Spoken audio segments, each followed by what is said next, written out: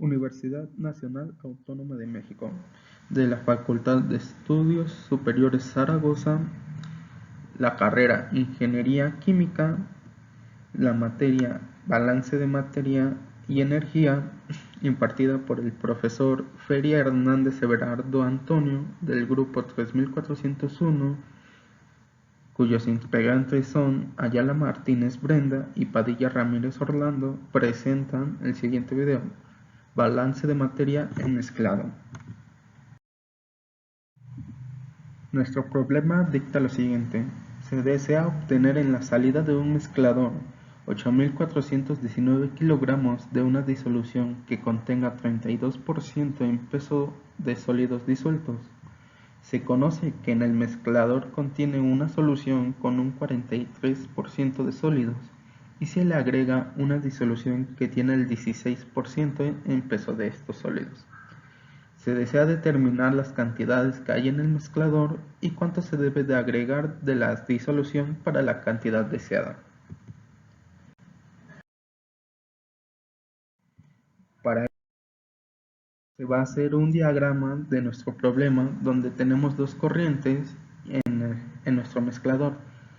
Tenemos los datos, cuyos solamente son las fracciones en peso de los sólidos, y la corriente de nuestra solución, cuyo caso es M3. Para eso se hace un balance global, el cual nos dice que el flujo en la corriente 1 es igual al flujo en la corriente 2 más la del flujo de la corriente 3. Posteriormente se hace un balance por componente, tanto en sólido como en agua, y estos son las fracciones de peso por el flujo en la corriente 1 son igual a la fracción de sólido más la corriente del flujo en 2 más la corriente del flujo 3 más el componente en 3 de los sólidos. Lo mismo pasa con el agua. Para las ecuaciones tenemos que las fracciones del sólido ya son conocidas y solo nos faltan las del agua. Para eso solo tenemos que restar las fracciones del sólido a 1 y con eso tenemos todas las fracciones de agua en las corrientes. Y a partir del balance de sólidos podemos sustituir la ecuación para obtener M2 es igual a M3 por la fracción de sólidos en M3 menos la fracción de sólidos en M1 entre la fracción de sólidos en M2 menos la fracción de sólidos en M1.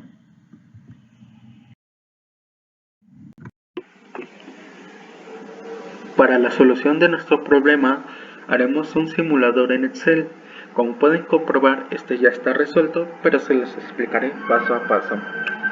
El problema solamente nos da los datos en M3 y los componentes de sólidos en todas las corrientes. Para sacar las componentes de agua en las corrientes es tan sencillo como restarle los componentes de sólidos a 1. Aquí lo podemos ver, e igualmente en las otras dos.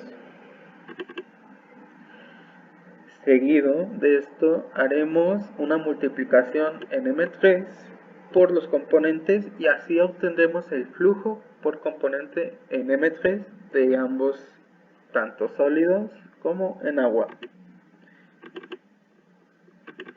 Aquí está uno y aquí está el siguiente.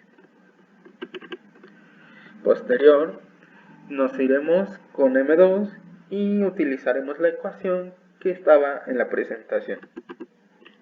Aquí podemos ver todos los datos utilizados, cuyos fueron M3 multiplicado por la componente de sólidos en M3 menos la componente de sólidos en M1 entre la componente de sólidos en M2 menos la componente de sólidos en M1 y obtendremos nuestro valor en la corriente 2.